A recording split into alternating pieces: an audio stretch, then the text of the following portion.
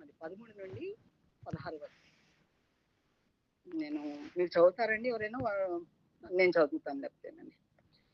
Okay, ప్రకటన గ్రంథము 1వ అధ్యాయము 13 నుండి 16 వరకు. తిరగగా అంటే ఈ నేపథ్యం మొత్తం తెలుసు, మొత్తం చెప్పకుండా ఎవరు తిరగగా యోహాను వెనక్కి తిరిగితే ఏం చూశాడంటే 7 సువర్ణ దీపస్తంభములను ఆ దీపస్తంభముల మధ్యను మనుష్య కుమారుని పోలిన ఒకరిని చూచి తిని ఆయన తన పాదముల మట్టుకున్నకు దిగుచున్న వస్త్రములను ధరించుకొని రొమ్మునకు బంగారు దట్టి కట్టుకొని ఉండెను. ఆయన తలయు తల వెంట్రుకలను తెల్లని ఉన్ని పోలినవై హిమమంత ధవళంగా ఉండెను. ఆయన నేత్రములు అగ్ని జ్వాలల వలె ఉండెను. ఆయన పాదములు కొలిమిలో పుటము వేయబడి మిగిచున్న అపరంజితో సమానమై ఉండెను. ఆయన కంఠస్వరము విస్తార జల ప్రవాహముల ధ్వని వలె ఉండెను. ఆయన తన కుడి చేత 7 నక్షత్రములు పట్టుకొని ఉండెను. ఆయన నోటి నుండి 2 అంచులు గల వాడి అయిన ఖడ్గము ఒకటి బయలు వెడల్చుండెను. ఆయన ముఖము మహా తేజస్సుతో ప్రకాశించుచున్న సూర్యుని వలె ఉండెను. ప్రార్థన చేసుకున్నాం. దైవం తండ్రి, నీ అపారమైన ప్రేమను బట్టి వందనములు. నీ అనాది సంకల్పంలో నన్ను మమ్మల్ని జ్ఞాపకం ఉంచుకుని ప్రేమించి ప్రాణం పెట్టి ఇచ్చిన నిత్య రక్షణ బట్టి వందములు. దేవా, రక్షకుడే రక్షణ నిత్యంగా నడిపించినట్టుగా దినదినం దేవనైనా మరి నీ కృపావాసులను బట్టి లయపరచగా సజీవంలోంచి నీ పాస నుంచి వచ్చి నీ స్వరమైన భాగ్యం మాకు దినదినము శరీరాన్ని లోకాన్ని మా నుండి దూరం చేస్తున్న విధానాన్ని బట్టి వందనములు. పేదవా, ఈ రోజు కూడా నీ పాసంలోకి నీ స్వరం వినాలని ఆశతో కూడొచ్చిన ప్రియులందరినీ బట్టి వందనములు. దేవా, అర్హత లేని అల్పురాలు నేను నిలబెట్టుకున్నావని అనుకున్నాను ప్రభా. దయతో ఈ పాపని క్షమించుకు, ఈ అమూల్య రక్తంతో కడిగి పవిత్రపరిచి శుద్ధీకరించుకు, నీ మాటలు నా నోట ఉంచును తండ్రి. మరి జీవంగల మాటలను నువ్వే ఆత్మదేవ ఆత్మ సంబంధించిన విషయాలు ఆత్మతో బోధించి నీ మర్మమైన విషయాలు బయలుపరిచి తద్వారా నీ కృపలో జ్ఞానంలో మేము మరింతగా ఎదుగులాగిన ఈ సమయాన్ని ఆశీర్వాదకరంగా ఉండేలాగిన కృప చూపించుకుని సంపూర్ణమైన అధికారం కిందకు నన్ను మమ్మల్ని అప్పగించుకుంటూ నీ రక్త పోషణ కింద తీసుకొని సమస్త మహిమ ఘనత ప్రభావం ఈ పరిశుద్ధ నామానికి ఆరోపిస్తూ ఏ ప్రోగ్రామ్ ప్రార్థించి అడిగి పెట్టుకున్న పరమ తండ్రి, ఆమేన్. సిస్టర్స్ అందరికీ మనకు తెలుసు, యోహాను మరి పద్మాస్ దీవిలో ఉన్నప్పుడు 90 ఏళ్ల వయసు ప్రాయంలో ఉన్నప్పుడు ఈ ప్రకటన గ్రంథం అంటే ప్రత్యక్షత రెవల్యూషన్ అనేది మరి ఇవ్వబడింది. అంటే జరగబోయే సంగతులు, ప్రవచనాత్మకమైన సంగతులు ఇంట్లో చాలా విధాలుగా రాయబడి ఉన్నాయి. ఇందులో రాయబడినవి కూడా ఇప్పుడు మన ఎదురుగా కూడా జరుగుతూ ఉన్నాయి. సో నేను వాటన్నిటి గురించి ఇప్పుడు వివరించట్లేదు, కానీ ఈ యొక్క 13 నుండి 16 వాక్యములలో మొదటగా ఉన్న మరి ఒక వచనాన్ని 13వ వచనాన్ని ఇవన్నీ కూడా యేసు ప్రభు వారి గురించిన డిస్క్రిప్షన్, వివరణ. మరి ఇందులో చాలా ఆత్మీయమైన మర్మములు ఎంతో దాగినాయి. ప్రతి మాటకి మరి 7 సువర్ణ దీపం అంటే అర్థం ఉంది. ఆ దీప స్తంభముల మధ్య మనుష్య కుమారుని పోలిన వాడిని చూసి తిని ఆయన తన పాదముల మట్టుకు దిగుచిన వస్త్రమును ధరించుకొని, ఆ పాదముల మట్టుకు దిగించుకున్న వస్త్రం ధరించుకోవడానికి అర్థం ఉంది. రొమ్మునకు బంగారు దట్టి కట్టుకొని ఉండును అన్నదానికి అర్థం ఉంది. రొమ్మునకు తల వెంట్రుకలు తెల్లని ఆయన తలయు తల వెంట్రుకలను తెల్లని ఉన్నిని పోలినవై హిమమంత ధవళంగా ఉండెను. ఆయన నేత్రములు అగ్ని జ్వాలల వల్లే ఉండెను. ఆయన పాదములు కొలిమిలో పుటము వేయబడి మెరియుచున్న అపరంజి సమానమై ఉండెను. అపరంజి అంటే బంగారం తెలుసు. ఆ తర్వాత ఆయన కంఠస్వరం విస్తారమైన జల ప్రవాహం వలె ఉండెను. కంఠస్వరాన్ని ఎప్పుడు కూడా బైబిల్ గ్రంథాల్లో చాలా చోట్ల జల ప్రవాహంతోనూ పోలుస్తూ ఉంటారు. మనం అక్కడికి వెళ్తే వినాలి ఎట్లుంటుందో అని. ఎవరికైనా ఉందండి ఆశ? చాలా చాలా చోట్ల ఉంటుంది ఈ మాట. అంటే ఎస్పెషల్లీ అక్కడ ఇక్కడ ఉంటుంది. ఎనివే ఆయన పాదములు అది అయిపోయిన తర్వాత అలా మొత్తం కూడా ఎవరి గురించి ఆయన తన కుడి చేత 7 నక్షత్రాలు పట్టుకొని ఉండేను. ఆయన నోటి నుండి 2 అంచులు గల వాడి ఖడ్గము ఒకటి బయలువెడల్చి ఉండెను. ఆయన ముఖం మహా తేజస్సుతో ప్రకాశించుచున్న సూర్యుని వలె ఉండెను. వీటన్నిటికీ ఆత్మీయమైన అర్థాలు ఉన్నాయండి. అలా అని భయంకరంగా ఇవన్నీ నోట్లోంచి కత్తి రావడము అలా లేదు. ప్రతి దానికి ఒక ఆత్మీయమైన అర్థం ఉన్నాయి. సో అన్నిటికంటే ఈరోజు మనము 10వ వచనంలో ఏమనింది? ఆయన తన పాదముల మట్టుకు దిగుచున్న వస్త్రములు ధరించుకొని రొమ్మునకు బంగారు దట్టి కట్టుకొని, పాదముల మట్టుకు వస్త్రములు ధరించుకొని ఉన్నాడు అంటే అర్థమైందండి. ఇప్పుడు మనం ఏదన్నా పని చేయాలనుకుంటే ఏం చేస్తామండి? ఇక్కడంటే కొంచెం మనం పాయింట్ షర్ట్ వేసుకుంటున్నాం కాబట్టి మేము వివరించలేము. కానీ ఇండియాలో ఉన్న వాళ్ళమే కాబట్టి మాకు తెలుసు. మనం ఏదన్నా పని చేయాలంటే ఏం చేసుకుంటాం చెప్పండి? కొంచెం లంగాను పైకి దొప్పుకుంటాం. అవునా? అవునా కాదా అంటారా? చీరలు కుచ్చులు కొంచెం పైకి దొప్పుకుంటామా లేదా? లోపల లోపల పెట్టుకుంటాం కదా. ఇట్లా పైకి అనుకుని లోపల పెట్టుకుంటాం కదండి. లుంగిలు కట్టుకునే వాళ్ళు కానీ, పంచెలు కట్టుకునే వాళ్ళు కానీ, మన మన నాన్నలు కానీ ఇప్పుడంటే ఎవరు కట్టుకోవట్లేదు. మన తాతలు కానీ అప్పట్లో ఏ పని చేయాలన్నా, వాళ్ళు పొలం పని చేయాలన్నా, బండి ఎక్కాలన్నా, దిగాలన్నా, ఏదైనా పని చేయాలంటే ఏం చేస్తారు? లుంగి పైకి కట్టుకొని పని చేస్తారు. ఇట్లా ఇట్లా పైకి కట్టుకునే అలవాటు. ఎప్పుడైనా వాళ్ళ పని అంతా అయిపోయిన తర్వాత ఏం చేస్తారు? లుంగిని కిందికి దించి, ఆ పంచిని కిందికి దించి చక్కగా చైర్ వేసుకొని, ఒక చాయ్ తెప్పించుకొని, రిలాక్స్గా చైర్లో కూర్చొని మరి ఏదో పేపర్ చదువుతూనో, ఏదో చూసుకుంటూనో, లేకపోతే ముచ్చట్లు పెట్టుకుంటూనో కూర్చుంటారు. సో ఈ వస్త్రము, దిగుచున్న వస్త్రము అన్నది ఏమని చూపిస్తుందంటే 3 ప్రాముఖ్యమైన అంశాల గురించి మనతో మాట్లాడుతుంది. 3 ప్రాముఖ్యమైన అంశాలు. మనం ఒకటి యోహాను 19:30 ఇస్తారా సిస్టర్ ఎవరైనా? యోహాను సువార్త 19వ అధ్యాయము 30వ వచనం. ఆ 3 ప్రాముఖ్య విషయాలు ఏంటో మనం ఈరోజు తెలుసుకుందాము. తెలుసుకొని ప్రార్థనలోకి వెళ్దాము. యోహాను సువార్త 19వ అధ్యాయము 30వ వచనం. తీసిన వాళ్ళు దయతో చదవండి ప్లీజ్.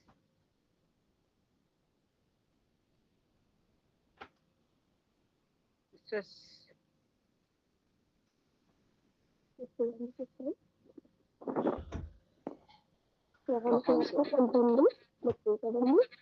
యోహాను సువార్త 19వ అధ్యాయము 30వ వచనం.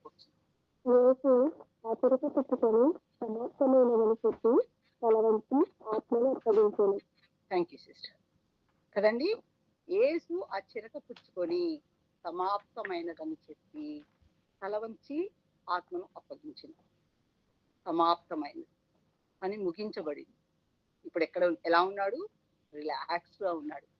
అనేక మరి ఆ వస్త్రము పాదం వరకు దించబడి ఉన్నది. Is done, it is finish, అయిపోయింది. చేయవలసిన పని ముగించేశాడు. ముగించేసి రిలాక్స్గా ఉన్నాడు. ఏం పని ముగించాడు? ఏం సమాప్తి అయిందని అంటున్నాడు అన్నది మనం కొంచెం ఇంకా లోతుగా వివరించుకొని మనం ప్రార్థన. మన రక్షణ సమాప్తి అయిపోయింది. మన సాంక్టిఫికేషన్ అంటే శుద్ధీకరణ. మనం ఇప్పుడు రక్షించబడ్డ వెంటనే ఈ మధ్య మా యూత్ చాలా క్వశ్చన్స్ వస్తున్నాయి. నిన్న కూడా బైబిల్ స్టడీలో మంచిగానే జరిగింది మాకు. రక్షించబడిన వెంటనే మనము సంపూర్ణులం కాము. మనం రక్షించబడిన వెంటనే పరిపూర్ణులం అయిపోము. దినదినము మనం ఏమవుతుంటామంటే ఇప్పుడు ఈ రీతిగా చేరి రావడం వల్ల, సంఘంగా సమాజంగా కూడుకోవడం వల్ల, తన బిడ్డలతో చేరుకొని తన వాక్యాన్ని ధ్యానించడం వల్ల, ఆ వాక్యపు వెలుగులో ఇందాక మెమరీ వర్సెస్ లో కూడా మనం మాటలు బయటపడ్డాయి. వాటిలో కూడా ఆ వాక్యపు వెలుగులో ఏమవుతుందంటే మన హృదయం యొక్క, మన తలంపు యొక్క, మన చెడు ఉద్దేశాలన్నీ కూడా మనము ఎలాంటి స్వభావం కలిగిన మన స్వభావము ఆ వాక్యపు వెలుగులో బయటపడతా ఉంటుంది. అప్పుడు ఇది దేవుడికి విరుద్ధమైన స్వభావము, ఇది దేవుడికి ఇష్టం లేని క్రియ, ఆలోచన అని మనం ఏం చేస్తామంటే, ప్రభువా నాకు ఇలాంటి ఆలోచన రాకూడదు, నాకు శ్రేష్టమైన ఆలోచన ఇవ్వు, నాకు ఇలాంటి స్వభావం ఉండకూడదు, నువ్వు మెచ్చే స్వభావం నాకు ఇవ్వు అని మనం దినదినము సరి చేయబడతా ఉంటాం. అంటే వాక్యాన్ని ఉదకం అంటే నీళ్ళండి, నీళ్లతో పోల్చి. కాబట్టి ఏం చేస్తాము? ఆ నీళ్లతో మనము ఎప్పటికప్పుడు శుద్ధీకరించబడతా ఉంటాం అన్నమాట. అటు రీతిగా తన పరిపూర్ణత పొందుకునేంత వరకు, మనం సంపూర్ణమయ్యేంత వరకు ఆ కార్యం మనలో జరుగుతూ ఉంటది. రక్షణ ఇన్స్టెంట్. ఎప్పటికప్పుడు మనం యేసు ప్రభువు వారు మన పాపాల నిమిత్తము సిలువలో చనిపోయి మరి భూస్థాపితం కాబట్టి పునరుద్ధానుడై తిరిగి లేచుట వలన దాన్ని మనం హృదయంలో విశ్వసించి నోటితో ఒప్పుకుంటే ఆ కార్యం మనలో ఎలా జరిగిద్దో మనకు అర్థం కాదండి. ఆ విశ్వాసం దేవుడే ఇస్తాడు. గాలి ఎటు నుండి వీచుతుందో మీకు అర్థం కాదు, అందుకే ఆత్మకార్యం మీలో ఎలా జరుగుతుందో మీకు అర్థం కాదని ఇదే యోహాను సువార్తలో యేసు ప్రభువు వారు నికోడెమస్ తో చెప్పినట్టుగా ఆ ఆత్మకార్యం జరిగి రక్షణ కార్యం మనలో జరుగుతుంది. అంత మట్టుకి ఫైన్, మనం తిరుగుతున్న మార్గము మళ్ళించుకొని యేసు ప్రభువు వారి వైపు మనం తిరుగుతాం. కానీ ఆయన యొక్క సన్నిధిలోకి మనం వచ్చినప్పుడు, ఆయనని యేసు ప్రభువు వారిని దేవుడుగా ప్రభువుడుగా మనం అంగీకరించుకున్నప్పుడు, మన యొక్క పాత పాప స్వభావాన్ని శుద్ధీకరించడానికి జరిగే ఆ శాంక్టిఫికేషన్ పీరియడ్ కూడా, ఫస్ట్ సాల్వేషన్ రక్షణ, దెన్ శాంక్టిఫికేషన్ శుద్ధీకరణ, ఆ తర్వాత మనలో గ్లోరిఫికేషన్ మహిమపరచబడతాం మనం. అది ఈ 3 కార్యములు దేవుడు శిలువలో మానవుడి పట్ల సమాప్తి చేశాడు. ఆ సమాప్తి చేయడం వల్ల అది ఇట్ ఈస్ ఫినిష్డ్ అన్నాడు. అయితే ఈ పాప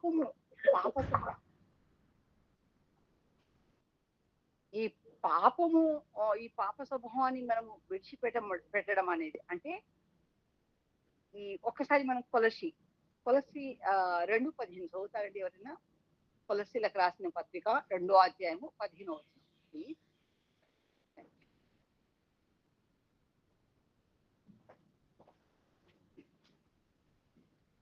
మరియు అపరాధముల వలన శరీరమందు సున్నతి పొందక ఉండుట వలన మీరు మృతులై ఉండగా దేవుడు రాతపూర్వకమైన ఆజ్ఞల వలన మన మీద రుణముగాను మనకు విరోధముగాను ఉండిన పత్రమును మేకులతో సిలువకు కొట్టి దాని మీద చేవ్రాతను తీసివేసి మనకు అడ్డము లేకుండా దానిని ఎత్తివేసి మన అపరాధములన్నిటిని క్షమించి ఆయనతో కూడా మిమ్మల్ని జీవింపచేసెను. ఆయన ప్రధానులను అధికారులను నిరాయుధులనుగా చేసి సిలువ చేత జయోత్సాహంతో వారిని పట్టి తెచ్చి బాహాటముగా వేడుకకు కనుపరచను.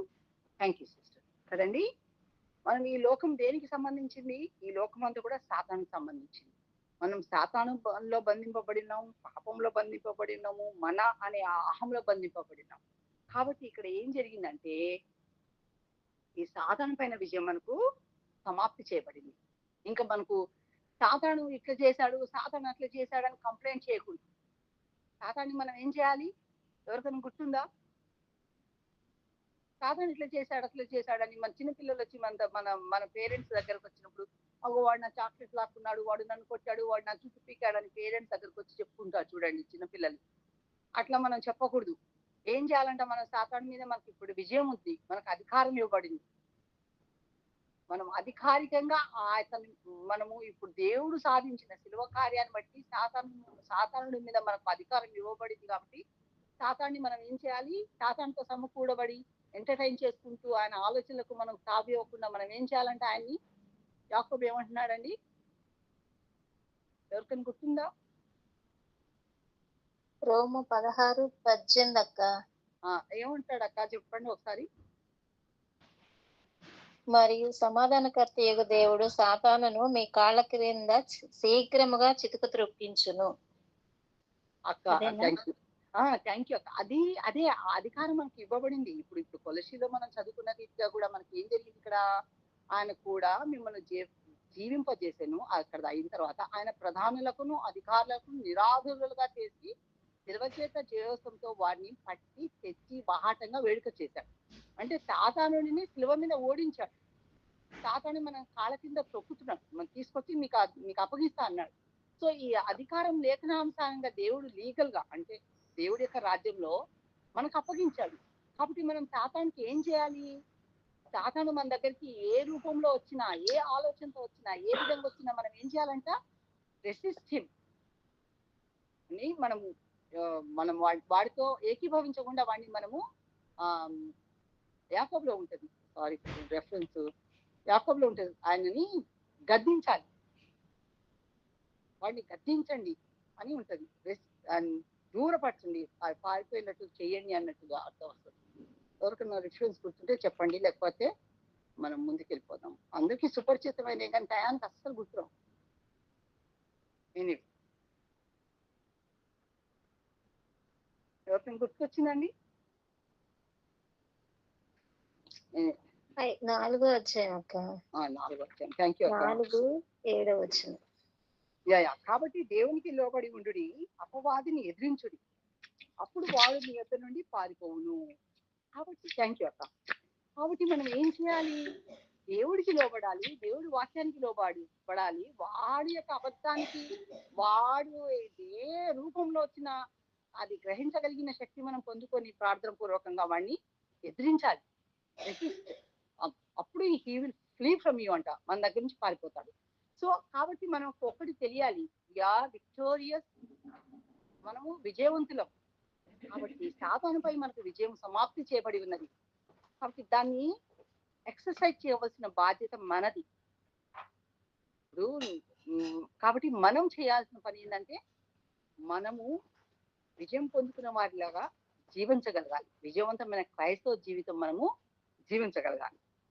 అదే రీతిగా హెబ్రీ 2:15 అందులో కూడా స్పష్టంగా ఇంకో మాట 2:15లో కూడా దేవుడు ఏం చెప్తున్నాడంటే, కాబట్టి ఆ పిల్లలు రక్త మాంసం గలవారైనందున ఆ ప్రకారమే మరణం యొక్క బలము గలవానిని అనగా అపవాదిని మరణము ద్వారా నశింపజేయుటకును జీవితకాలం అంతయు మరణ భయము చేత దాస్యమునకు లోబడిన వారిని విడిపించుటకును ఆయన కూడా రక్త మాంసంలో పాలివాడాయను. సిలువ ఎక్కడానికి కారణము, సిలువలో సమాప్తి చేయడము అనేది ఇది. ఎందుకంటే మనల్ని ఆ యొక్క బలము కలిగిన అపవాది నుండి మరణమును నశింపజేసి మరణం నుండి అపవాది నుండి మనల్ని విడిపించాడు. ఆ కార్యము సమాప్తి చేయబడింది. కాబట్టి మనం ఇంకొకసారి నాకు ఇట్లా శోధన వస్తుంది, ఎందుకంటే దాన్ని మన విశ్వాసాన్ని పటిష్టపరచుకోవడానికి ఇవన్నీ టూల్స్. కాబట్టి మనము వాటితో పాటు ఏకీభవించకుండా వాడిని ఎదిరించేవారిగా, దేవుడికి లోబడేవారిగా, వాక్యానికి లోబడేవారిగా మనం ఉండాలి. అది మనం చేయవలసిన పని. దేవుడు ఆల్రెడీ చేసేసాడు, కార్యం సమాప్తి అయిపోయింది. విశ్వాసంతో ఆ మాటను మనం అంగీకరించి నాకు సాతాను మీద అధికారం ఉన్నది, ఎందుకంటే సిలువలో క్రీస్తు చేసిన సమాప్తి కార్యంని బట్టి అన్న గ్రహింపులోకి మనం రావాలి. అది జరగాలి. ఆ తర్వాత వచ్చేసి పాపంపై విజయం సమాప్తి అయింది. పాపం మనల్ని ఏలుబడి చేస్తుంది. ఆ పాపము మనల్ని 3 రకాలుగా, అంటే ఎలాంటి 3 విధాలుగా మనల్ని ఏలుబడి చేస్తుంది. ఆ ఏలుబడి చేసిన పాపం నుండి మనకు సంపూర్ణమైన విడుదల కలిగింది. సమాప్తి అయిపోయింది. ఎందుకు విడుదల కలిగింది? సిలువలో క్రీస్తు చేసిన సమాప్తి కార్యాన్ని బట్టి విడుదల కలిగింది. కాబట్టి మనము గలతీ 2:20 చదువుతారా సిస్టర్? గలతీ 2:20 ప్లీజ్. గలతీ 2:20.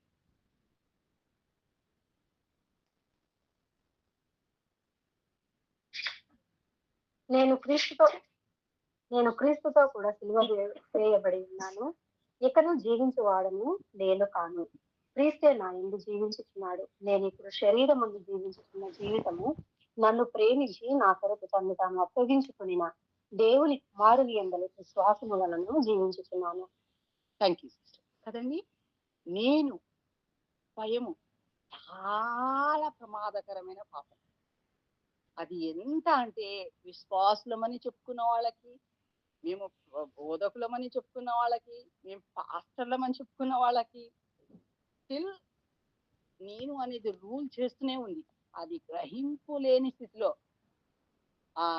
ఈ మధ్య మా పిల్లలు అంటే కొంత డిస్కషన్ జరుగుతుంది మాకు మధ్య. అయితే మనం గ్రహింపలేని పాపాలు ఉంటాయి. దాన్ని ఎట్లమ్మా అంట, మరి విల్ఫుల్ గా పాపం చేస్తే మీకు తప్పదు శిక్ష. That's true. ఎందుకంటే ఇప్పుడు కాకుండా తర్వాత దేవుడు ఏమో చాలా దీర్ఘశాంతుడు, ఎంతో ఓపికతో మనల్ని భరించి అనేకమైన అవకాశాలు ఇస్తా ఉండి అనేకమైన విధాలుగా మాట్లాడుతూ ఉంటాడు. నువ్వు మాట్లాడుతున్నప్పుడు నీకు గద్దింపు కలిగినప్పుడు ఆ పరిస్థితిని, ఆ పాపం నువ్వు విడిచి నువ్వు దేవుడి వైపు తిరిగి మారు మనసు పొందితే నువ్వు దీవింపబడతావు. ఇక నాకు ఇట్లాగే అలవాటైంది కదా అని, నేను ఇలాగే బ్రతుకుతున్నా కదా అని నువ్వు విల్ఫుల్ గా ఆ గద్దింపును గ్రహించకుండా నీ పాపము నువ్వు విడిచిపెట్టకుండా అలాగే ఉన్నావంటే దాని యొక్క పర్యవసానము, దాని యొక్క ప్రతిఫలము నువ్వు పొందుతావు. అందరం, నువ్వు అంటే మన అందరం. కాబట్టి ఈ స్వయము, ఈ నేను, నాది, నేనే, ఆ గర్వము భయంకరమైనది. ఆ స్వయం అనేది భయంకరమైనది. ఆ ఐని మనం తొలగించాలి. నేను అన్నదాన్ని మనము తొలగించాలి. అది మన వల్ల అవుతుందా? అవదు. కానీ ఏం చేశాడు? యేసు ప్రభువుల వారి వల్ల అయింది. ఆయన సమాప్తి చేశాడు. ఆయన సమాప్తి చేశాడు. కాబట్టి విశ్వాసంతో ఆ శిలువ కార్యాన్ని మనం అంగీకరించాలి. ఎప్పుడైనా నేను ఉప్పొంగింది అనుకో మనలో, నువ్వు ఎవరే బాబు, నువ్వు ఉట్టి గడ్డి, ఎండిపోయిన గడ్డి, నువ్వు త్రాసు మీద ధూళి, నువ్వు నీటి బుడగ, నువ్వు భూమిలో నుండి లేచు ఆవిరి, అది నువ్వు నువ్వు ఉప్పొంగొద్దు నాలో, నీకు తావే లేదు నాలో, నువ్వు లేనే లేవు. ఎందుకు లేవు, నువ్వు నాలో ఎందుకు లేవు అంటే ఏం చెప్పాలి మనం అంటే ఇది చెప్పాలి. ఏం చెప్పాలంట, నేను క్రీస్తుతో కూడా సిలువ వేయబడి ఉన్నాను. ఐ ఫ్లెష్, శరీరము, crucified with Jesus Christ on the cross. అంతే, మనం కూడా సిలువ వేయబడి, నేను క్రీస్తుతో కూడా సిలువ వేయబడి ఉన్నాను. ఇక నువ్వు జీవించువాడు నేను కాను. ఇట్స్ నాట్ నేను అని నేను కాదు నేను జీవించుచున్నది, నాలో జీవించుచున్నవాడు ఎవరు? క్రీస్తు. ఏదైనా మెప్పు ఉందా, అది క్రీస్తుకే. ఏదైనా మహిమ ఉందా, అది క్రీస్తుకే. ఏదైనా పని చేసావా, అది నీలో ఉన్న క్రీస్తే చేశాడు. ఆయన ఇచ్చిన అధికారాన్ని బట్టి చేశాడు. ముందుగా సిద్ధపరిచిన సత్క్రియలు చేయడం కోసం, మనకు ఆ సత్క్రియల కోసం మనల్ని పురికొల్పి మనలో ఇప్పుడు ఇందాక శ్రీలక్ష్మి సిస్టర్ అందరు వాక్యం చెప్తున్నారు, వాక్యం చెప్పారా? ఆ వాక్యం చెప్పే అధికారము, ఆ బలము, ఆ శక్తి క్రీస్తు ప్రభువు వారు ఇచ్చారు. ఇప్పుడు నేను వాక్యం నిలబడి చెప్పానా, నాది ఏముండదు. అది దేవుడు ఆయన కార్యములు జరిగించుకుంటాడు. దేవుడు మనలో ఉండి సంచరిస్తూ, మనలో ఉంటూ, మనతో ఉంటూ, మన మధ్య ఉంటూ తన కార్యంలో జరిగించుకుంటాడు. మనం జస్ట్ నిలబడ్డాము, మనం పుట్టి మనం ఏంటంటే, అందుకే ఒక పేరు బెన్ హూమ్ అనుకుంటా, ఒక ఆవిడ, జర్మనీ ఆవిడ, యూదులను దాచిపెట్టింది ఒకప్పుడు రెండో ప్రపంచ యుద్ధంలో, హిట్లర్ టైంలో అనుకుంటా. ఆవిడ మనని గ్లౌజ్ అంటే యేసు ప్రభువు వారు అట్లా మనల్ని తొడుక్కొని మన ద్వారా ఆయన పనులు చేస్తాడు. ఆమె చాలా బాగా వివరించింది. అలా మనల్ని ఎవరు ధరింపజేస్తున్నారు, మనం యేసు ప్రభువు వారిని ధరించుకొని యేసు ప్రభువు వారు మనలో ఉండి కార్యం చేస్తున్నాడని మనం నమ్మాలి. మనల్ని మన అనే దాన్ని మనం సిలువ వేసి ఉన్నాం, అది గుర్తుపెట్టుకోండి. ఎవరైనా ఎక్కడైనా హట్ అయినప్పుడు, అది శరీరంగా, భావోద్రేకంగా ఎప్పుడైనా మీకు అలాంటి బాధలు కలిగినప్పుడు, షటప్, నువ్వు ఇక్కడ లేనే లేవు, నువ్వు నోరు మూసుకొని ఉండు, నువ్వే లేవు. నేను హట్ చేస్తే యేసు ప్రభువుని హట్ చేసినట్టు. నేను పెద్దవాడి దగ్గర చేస్తానని చెప్పా కదండి. నేనేమో నైట్ షిఫ్ట్కి వెళ్ళిన, 8 o'clock వెళ్ళా ట్యూస్డే మార్నింగ్. అంటే నేను మార్నింగ్ ఆవిడకి బట్టలు వేసుకుంటుంది, ఇవన్నీ చాలా డర్టీగా ఉంది, ఇవన్నీ అట్లా అట్లా అని చాలా ఫుల్ క్లాస్ ఆవిడే చాలా చెప్పుకుంటుంది. అప్పుడు నేను నైట్ షిఫ్ట్ వచ్చినా, నేను రాత్రిపూట ఏం చేయగలుగుతాను, నీకు ఎట్లా నాకు తెలుస్తుంది అని అందాం అనుకున్నా కానీ, ప్రభా నువ్వు ఎట్లా భరించినప్పుడు బస్సులో పైన, నీకు అన్నీ తెలుసు, నీకు అన్నీ నిజం తెలుసు, నీకు భవిష్యత్తు తెలుసు, వీళ్ళందరూ పాపులని తెలుసు అని వీళ్ళందరితో నువ్వు ఎట్లా పడ్డావు ప్రభా. ఈ పెద్దవాడి ఒక మాట అంటేనే నా శరీరం చిక్కుమంటుంది. కానీ వెనక్కి మళ్ళీ దేవుడు కృపను బట్టి రియల్లీ, అందుకే చెప్తున్నా కదా, నాకు మళ్ళీ ఏదో నేర్పడానికి ఆ జాబ్ ఇచ్చాడని నేను ఆల్రెడీ నాకు ఆ జాబ్ స్టార్ట్ అయినప్పుడే అనుకున్నాను. ఎందుకంటే ఆ మాట అనడం వల్ల జస్ట్ స్ట్రాంగ్ గా ఉన్నా కాబట్టి అక్కడ పరిస్థితులు ఏమి కేయాస్ కాలేదు. మనం ఒక మాట ఎత్తామనుకోండి, పెద్దవాళ్ళు ఏంది, వాళ్ళకు అర్థం కాదు, వాళ్ళు ఇష్టం వచ్చినట్టు ఉంటారు. సో మనమే కాబట్టి భరించుకోవాలి, ఓడ్చుకోవాలి. మనం లేదుగా, మనల్ని ఏమన్నా అది మనం చేయలేదు, దేవుడికి తెలుసు. యథార్థత పరిస్థితి అంతా దేవుడికి తెలుసు. కాబట్టి వాళ్ళు అవతల వాళ్ళు ఏం మాట్లాడుతున్నా దానికి జవాబుగా దేవుడే జవాబిస్తాడు. తర్వాత పరిస్థితులన్నీ సమాధాన పడతాయి. కాబట్టి మనం మౌనంగా, ఎక్కడ మౌనంగా ఉండాలి, ఎక్కడ నోరిప్పాలి, ఎక్కడ మాట్లాడాలి, ఆ జ్ఞానం మనకు కలిగి ఉండాలి. కాబట్టి మనం అనేది కావాలి. సారీ, మళ్ళీ ఇంకొక ఇన్సిడెంట్ చెప్తున్నాను. సాటర్డే డే అంతా ఆవిడతో చేశానండి. సాటర్డే డే అంతా ఆవిడతో ఉన్నాను. సండే మార్నింగ్ నేను ఆవిడతోనే ఉన్నా. మార్నింగ్ 10కి నేను చర్చ్కి వస్తా. సండే మార్నింగ్ 9:30కి ఆఫ్టర్ బ్రేక్ఫాస్ట్ ఆవిడ అంటుంది, నేను షవర్కి వెళ్ళాలంటుంది. ఎట్లుంటది చెప్పండి, ఇప్పుడు ఇంకొక కేరర్ వస్తుంది 10కి, నేను 10కి రిలీవ్ అవుతా. మరి ఇంకొక కేరర్ వచ్చినప్పుడు డే అంతా ఆ కేరర్ ఆవిడతో ఉంటుంది కాబట్టి ఆవిడతో చేయించుకోవచ్చు. ఆవిడ ఎట్లా రియాక్ట్ అవుతాను చెప్పండి దేవుడు బిడ్డలుగా? సారీ ఐమ్ జస్ట్ అంటే తెలియాలి మనకు. ఇది చిన్న చిన్నయే. ఈ చిన్న చిన్న వాటితోనే మనము చాలా ఖేయాస్ చేసుకుంటాం. పరిస్థితిని చాలా ఇది చేసుకుంటాం. ఎలా ఏం చేస్తాం చెప్పండి ఇప్పుడు? కాబట్టి నిన్నంతా నీతో ఉన్నాను గదా! నేను చేసుకోవచ్చు గదా! నా శరీరం ఏం చెప్తుంది? నిన్నంతా నీతో ఉన్నా గదా! నిన్న స్నానం చేసుకోవచ్చు కదా నువ్వు. ఇప్పుడు నేను ప్రిపేర్ అయ్యి నేను కూడా చర్చికి వెళ్ళాలి గదా!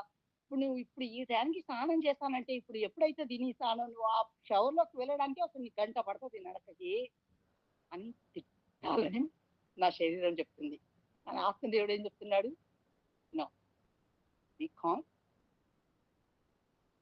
నెమ్మదిగా ఉండు. విధేయత చూపించు. స్నానం చేయించు. రెడీ చెయ్యి. బయటికి రా. లేట్ అయినా ఏం కాదు. అన్నీ నా ఆధీనంలో ఉన్నాయి. నేనంతే. అంటే ఇవి చిన్న చిన్నయే అర్థం కావు. కానీ వాటిని అనుభవిస్తే అర్థం అవుతాయి. మీకేమన్నా ఎవరికైనా యూజ్‌ఫుల్ ఉందో లేదో తెలీదు గానీ ఏమన్నా ఏం చెప్తున్నానో నాకు అర్థం కావట్లేదు గానీ, అది రీసెంట్‌గా జరిగిన సిట్యుయేషన్ కాబట్టి అంటే మనము అనేది చావాలి. స్వయం అనేది చావాలి. శరీరం అనేది చావాలి. ఉప్పొంగకూడదు. మరి మేము మానవ సేవ చేస్తున్నాం కాబట్టి ఈ ఉదాహరణలు చెప్తున్నాను. ఇంకొక ఆఫీస్‌లో చేస్తుండొచ్చు. ఇంకొకళ్ళ దగ్గర చేస్తుండొచ్చు. ఇంకేదైనా చేస్తుండొచ్చు. So whatever it may be ఎలాంటి పరిస్థితులు ఉన్నా గూడా స్వయం అనేది చచ్చి దేవుడికి విధేయత చూపించి లోబడాలి. దేవుడి మాటకి లోబడినప్పుడు అక్కడ కామ్‌గా ఉంటాయి. మనం కూడా విజయంగా ఉంటాం, నెమ్మదిగా ఉంటాం. అందుకే ఎవరి మనసు యెహోవా మీద ఆనుకున్నానో వాళ్ళని పూర్ణ శాంతి కలుగ చేస్తానన్నాడు. ఎందుకంటే వారు ఆయన యందు నమ్మిక ఉంచినారు. ఆ నమ్మిక ఉంచినాం కాబట్టి ఎలాంటి పరిస్థితుల్లోనూ నెమ్మదిగా ఉండగలుగుతాం. That's all I am saying. అది పరిస్థితి అండి. ఆ తర్వాత ఏం జరిగింది? ఈ గలతీ 5:24లో స్వయము సిలువ వేయబడింది. గుర్తుపెట్టుకోండి. మనం లేము. మనము అనేది ఇప్పుడు మనలో ఎవరు లేరు. మనలో ఎవరున్నారు ఇప్పుడు చెప్పండి? ఇంకా మీరెవరు నేను, నా అని చావని వాడు ఎవరైనా ఉంటే, సిలువ వేయని వాడు ఎవరైనా ఉంటే ఈ క్షణమే, ఈ రోజే, ఇక్కడే సిలువ వేయండి. మనలో ఇప్పుడు ఎవరున్నారు చెప్పండి?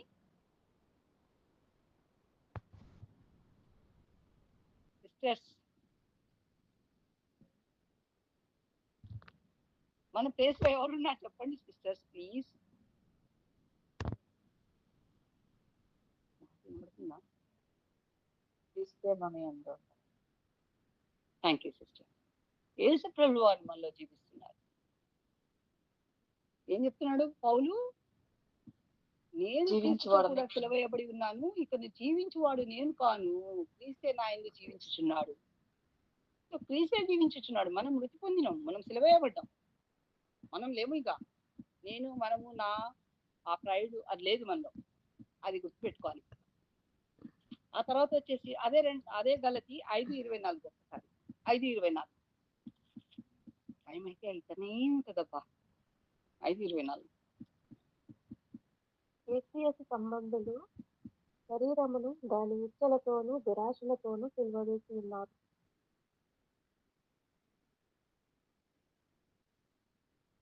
గలతీ 5:24 చదువుతున్నారు సిస్టర్ మీరు. అవును సిస్టర్. కాబట్టి వాటికి విరోధమైన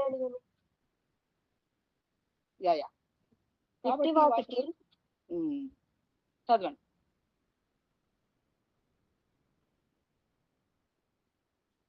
వాటికి విరోధమైన నియమేమీ లేదు.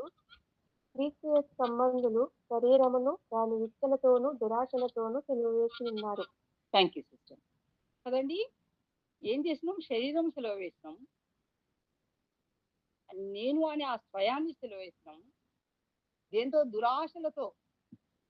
క్రీస్తు సంబంధులు శరీరమును దాని ఇచ్చలతోనూ దురాశలతోనూ సిలువ వేస్తున్నారు. కాబట్టి మనకు ఇంకా నా కోరికలు, నా ఇచ్చలు, నా అని ఈ దురాశలు ఏమీ ఉండవు. శరీర క్రియలు లయపరచబడ్డాయి.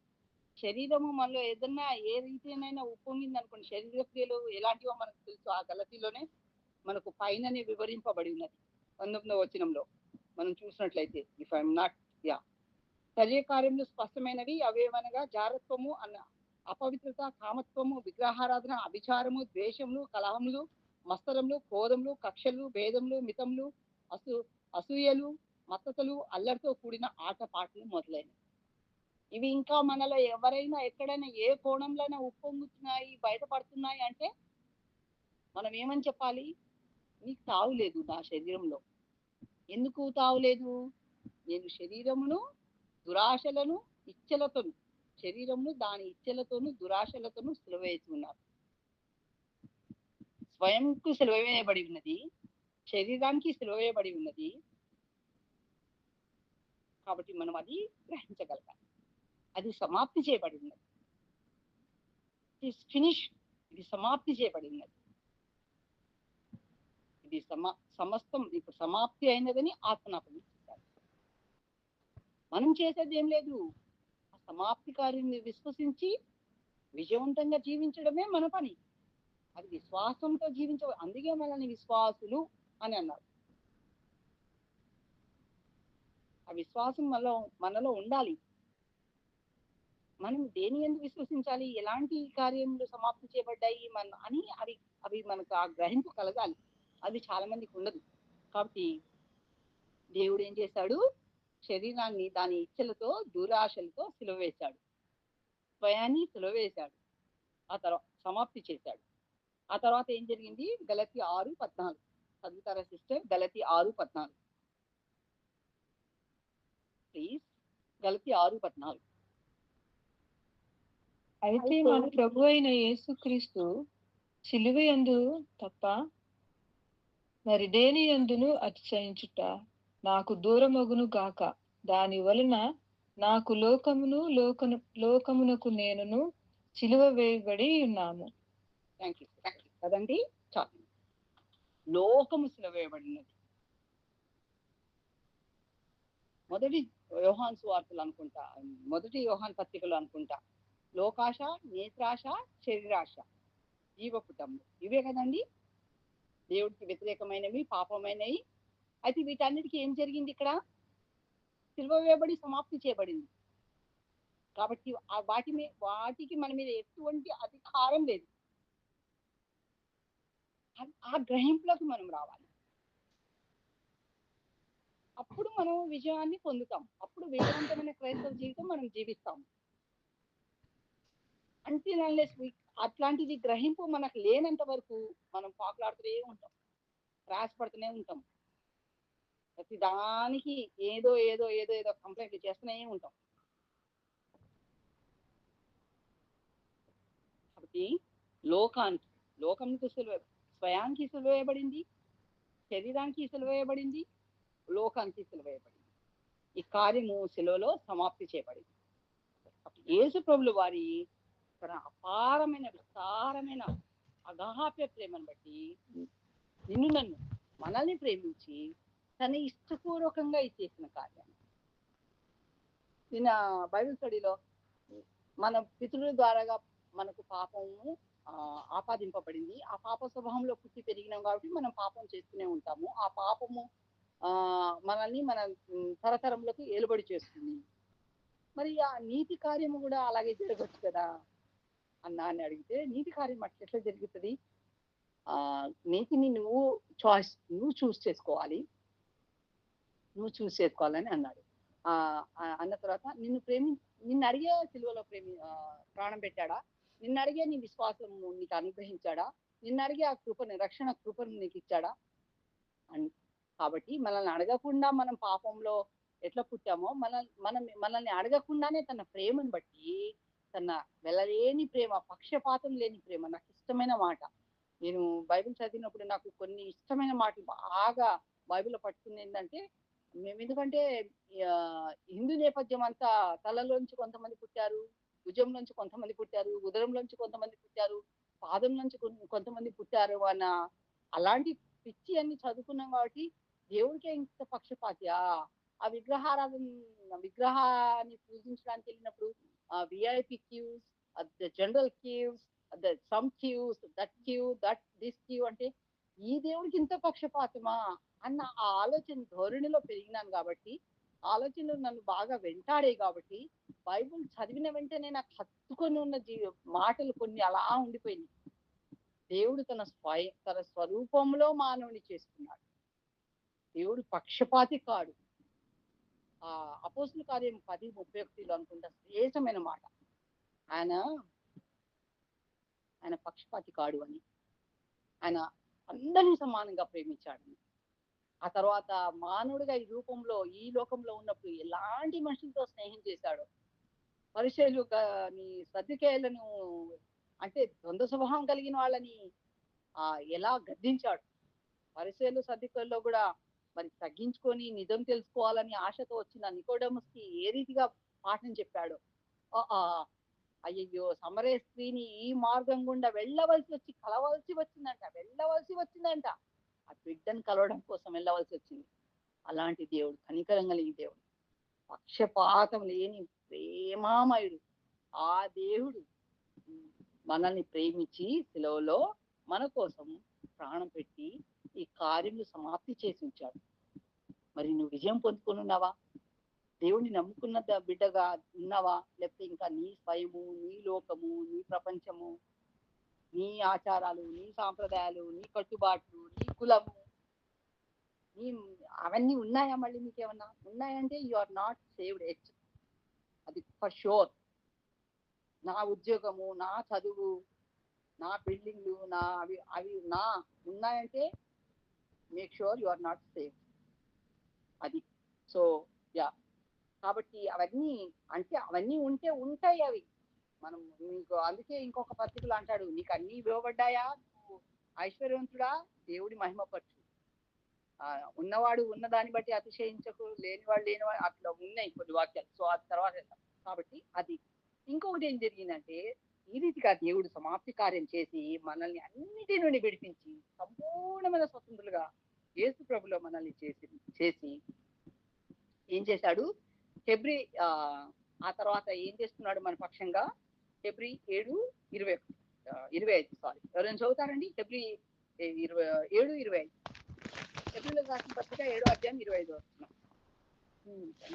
ఈయన తన ద్వారా దేవుని యొద్దకు వచ్చే వారి పక్షమున విజ్ఞాపనము చేయుటకు నిరంతరము జీవించుతున్నాడు కనుక వారిని సంపూర్ణముగా రక్షించుటకు శక్తిమంతుడై ఉన్నాడు.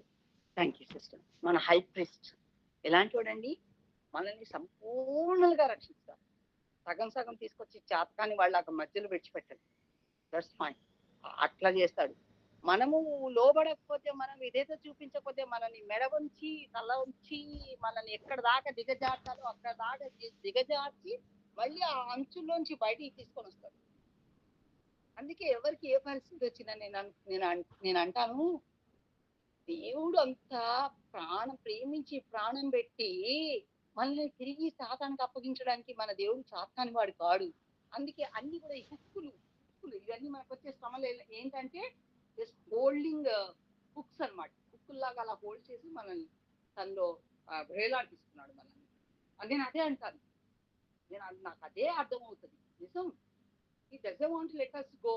మనల్ని వెళ్ళిపోమడానికి ఇష్టపడు, కాకపోతే మనం వెళ్ళిపోతాం మానవ స్వభావంగా. మనం నిన్న కూడా మా బానుకు అదే చెప్తున్నాను, మనం ఏదైనా పొందుకున్నాం అనుకో థ్యాంక్స్ అని చెప్పడానికి మనసే రాదు తొందరగా. కానీ మనం ఎప్పటికో చెప్తాం. దేవుడు కూడా అలాగే కదా, దేవుడిని ప్రార్థన చేయనప్పుడు అయ్యా ఇవ్వయ్యా అని బతిన్నాడు. ఇచ్చిన తర్వాత కనీసం థ్యాంక్ యూ ప్రభు అని చెప్పాం. 10 మంది లెప్రసీలలో 10 మంది లెప్రసీ వాళ్ళు స్వస్థపరచబడితే అందులో ఒక్కడే వచ్చి కృతజ్ఞత చెల్లించాడు. అలాంటిది మానవ స్వభావంగా మనం మర్చిపోతాము. మనము మనుషులనే కాదు, దేవుని కూడా అలాగే మర్చిపోతాము. సో అలా మర్చిపోయే స్వభావం మనకు ఉంది. కాబట్టి మనల్ని ఏం చేశాడంటే దేవుడు చక్కగా అన్ని ఉంచిండు. ఎవరిని ఎక్కడ ఎప్పుడు ఎలా పెడితే ఉంచితే అలా వాళ్ళు నిలబడి ఉంటారని. సో మనల్ని అట్లా నిలబెట్టి ఉంచాడు. కాబట్టి దేవుడు మనల్ని అట్లా విడిచిపెట్టే దేవుడు కాడు. చెప్పుకోలేనంత సమస్య లాగా మనకు అనిపిస్తుంది. బట్ దాని వెనకాల ఎంతో శ్రేష్టమైన దేవుడి యొక్క ఉద్దేశం ఉంది. ఎందుకంటే మనల్ని సంపూర్ణలుగా చేయడానికి సమర్థుడు, ఆయన శక్తిమంతుడు.